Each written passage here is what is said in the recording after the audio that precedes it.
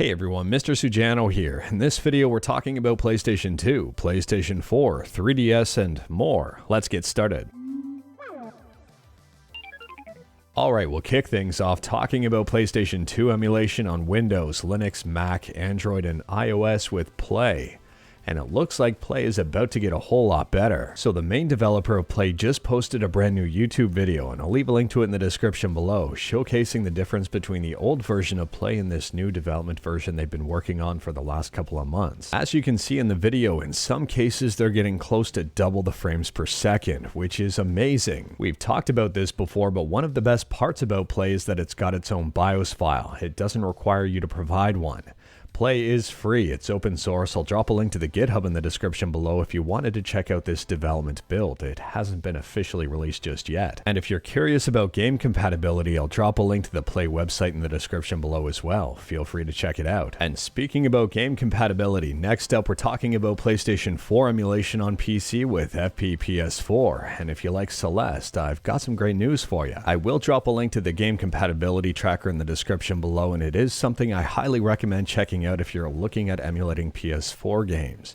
It shows the status of a whole bunch of different games. In fact, they've tested about 1,000 games overall, and if you take a look at Celeste here, it says status playable. Now you will have to enable certain hacks to get Celeste up and running, but fortunately here the GitHub lets you know what hacks you need to enable.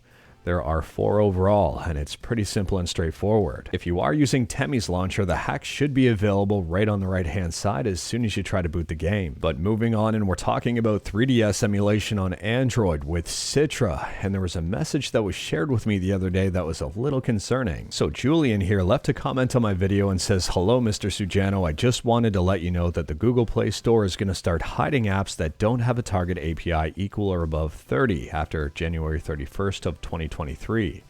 And since the Citra version published there has a minimum Android requirement of 8, then it will likely begin to be harder to find after that date." A few of you noticed that I mentioned 3DS in yesterday's video intro, but I didn't talk about the 3DS, and that's because I realized I needed to do a bit more investigating before I officially reported on it. So I took a look here at the official target level requirement for Android apps.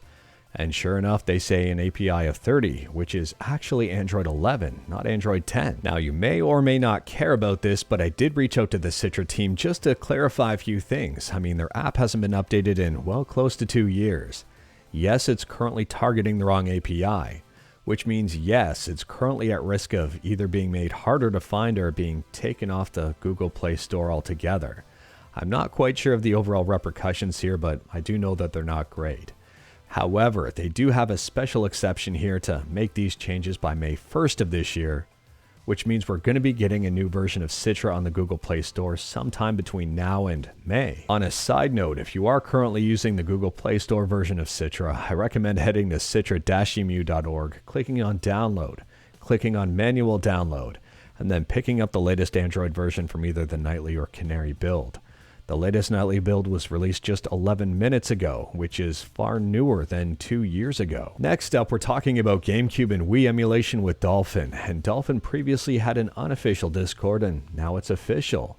There is an official Dolphin Discord. If you've got questions, if you want to be involved in the community, if you want to make new friends, join the Dolphin Discord. I'll leave a link to it in the description below. Next up, we're talking about a leak, kind of, and it's about the Lenovo Legion Play. I don't know if you remember that one or not. A while back, a long while back, Lenovo had been teasing it, and I think we covered it on this channel. Anyways, it appears that Taki Udon got their hands on the cancelled prototype. As far as I know, the Legion Play has a Snapdragon 888 in it, and Taki picked one up for a whopping $160. That seems like a pretty big deal. They are currently testing it out and will be doing some videos on it, so I'll drop a link to Taki's channel in the description below, and I do recommend checking it out. And speaking about leaks, next up we're talking about the Super Mario World USA version prototype. Yes, this ROM has been leaked, and it's all thanks to Forest of Illusion. I'll drop a link to this website in the description below, and I do recommend checking it out. Interestingly enough, there are a few notable differences between the prototype and the actual launch version. For example, the Star Road stages in the prototype lead to various test stages. There are differences in graphics and texts in some places, and Mario will not die upon the timer running out. So if you are curious in learning more about this, all of this information is right available on Forest of Illusion. Next up, we're talking about RetroArch. If you're an Apple fan and kind of in the Apple ecosystem, either on iOS, macOS, or tvOS, you're going to like RetroArch's brand new update. They say here, RetroArch for Apple devices will see major improvements for the next version. Vulkan support through Molten VK, OpenGL support on the macOS Metal build, and fixes to long-standing issues. And they also say, as icing on the cake, HDR support with the Vulkan driver will be available on Mac. And on top of that, it looks like the Vulkan driver in RetroArch running through Molten VK actually achieves the higher frame rates than our native Metal driver. So this is really impressive. I'm looking forward to the latest version, even though I have 0 Apple devices in this house. And last up here, we're still kind of talking about leaks, and this is a quick one. If you're interested in checking out the title screen and full opening for the upcoming Fire Emblem Engage, I'll leave a link to this YouTube video in the description below. N1UP has captured this during some private event with Nintendo. But anyways, that is all I've got for you in this one. Straight to the point, all stuff and no fluff. We talked about a bunch today. Let me know your thoughts about absolutely any of it in the comments below. If you like this video, leave a like. If you didn't like this video, leave a like. Hit that subscribe button, check out my other videos. Don't tempt fate, save your state.